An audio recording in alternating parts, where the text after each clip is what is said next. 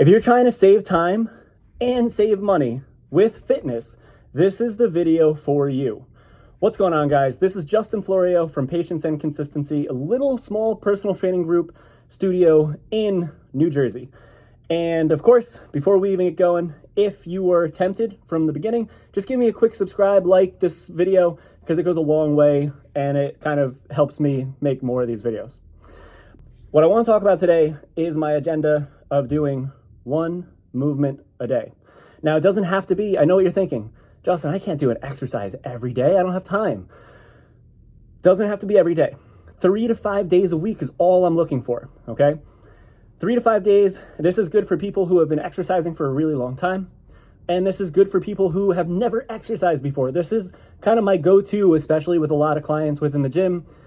Whether you're coming in, you're telling me that you've been exercising for 10, 15 years and you've hit a plateau, or for someone who's come in and said that they've never exercised before, or they haven't exercised, since maybe high school. And the reasoning for doing one exercise a day is it's going to deload your body, and it's also going to build up. For the people that have been exercising for 10 to 15 years, they've been doing the same exercise routine over and over and over. And there's a reason. Your body adapts over time. It's like when my mom tells me that she exercises for a living because she cleans a house. Now, I'm not saying that cleaning houses isn't an exercise or a workout, but your body adapts over time. So if you're doing that same amount of volume over and over, your body knows what's coming. So there's no growth that can come with it. And then the same thing goes for the people that have never exercised before.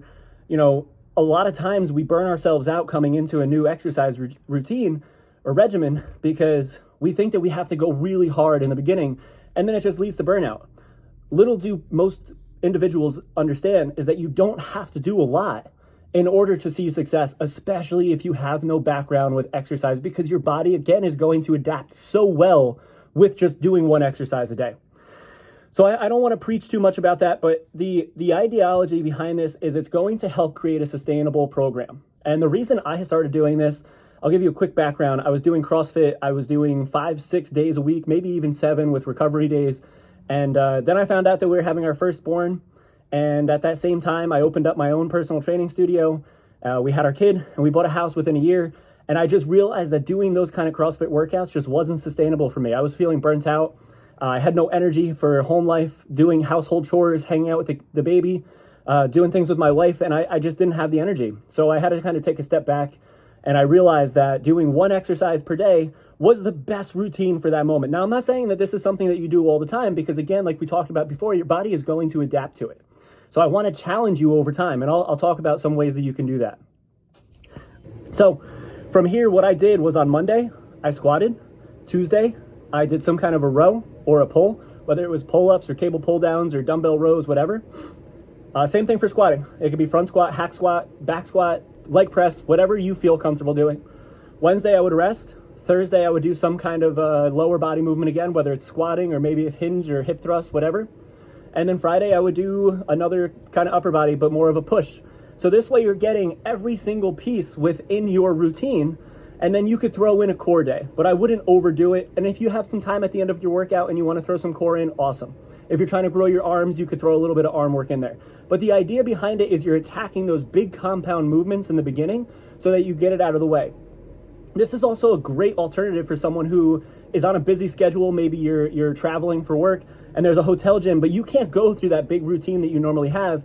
Just attack the big compound movement, your squat, your hinge, your pull, or your press, and just do that. Do it with intent, because it's going to save time with the warm-up, and it's going to just get you in and out of the gym so you can focus and be clear-minded. Again, with just doing one movement a day, it's going to clear all that cluttered stress in your head about what you have to do next within your workout. Now, let me talk about the 2 points that I talked about in the beginning of this video, saving money and saving time, because this is probably what tempted you to get to 4.5 minutes worth of this video. You're going to save time because now if you start doing one movement per day, you can start to adjust your mindset. You can say, oh, wow, all I need is a barbell to do all 4 movements that Justin just said. So maybe let me invest into a barbell. Say you've been paying, I'm just going to use a standard. If you go to Planet Fitness, ignore this. But say you go to a gym and you're paying $50 a month, 12 months, $600, probably have a $100 annual fee. So that's $700 a year that you're paying for a gym membership that you're probably not utilizing correctly. Now, if you use that $700 and you go out and buy yourself a barbell with some bumper plates and a bench and a squat rack, which will be under $700, you're saving money within 1 year, and now you're going to save that $700 going forward. If you go to Planet Fitness, you're not really within that realm of saving money, but let me tell you how you're going to save time now. So time is just as valuable, if not more valuable, than money, right? So if you're able to get rid of that transition from going from your house or your work to the gym, let's just go with 20 minutes a day. 20 minutes there, 20 minutes to go back home. That's 40 minutes a day, 4 days a week. You're pushing about almost 3 hours of your own time, of just travel time.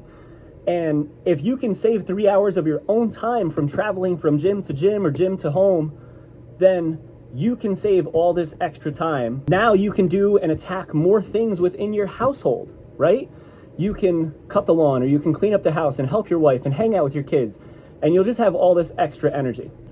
I hope that this video helps. I just wanted to go over how you can save money and time with this video. That was the most important piece. I'm going to talk more about this. If this video helped you, again, give me a subscribe, give me a like, because it goes a long way. And if you like my ideology, leave me a comment and let me know what you think. All right, I love to interact with individuals and hear what they have to say. And if you have any questions about the program, again, leave a comment.